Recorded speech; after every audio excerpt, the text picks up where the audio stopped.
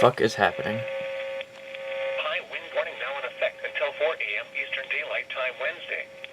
North and northwest winds 25 to 35 miles per hour with gusts up to 65 miles per hour expected. Areas affected include eastern Essex, Suffolk, eastern Norfolk, and eastern Plymouth counties.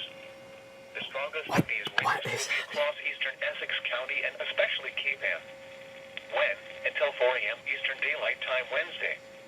Impacts include damaging winds will blow down trees and power lines. Power outages are expected.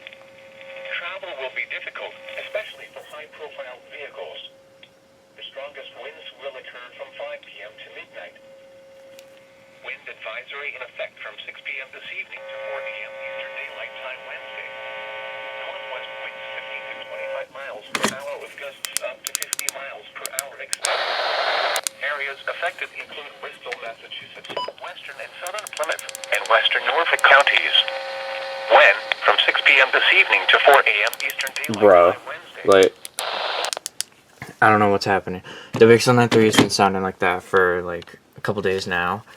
Major station issues, and WNG575 got knocked off the air.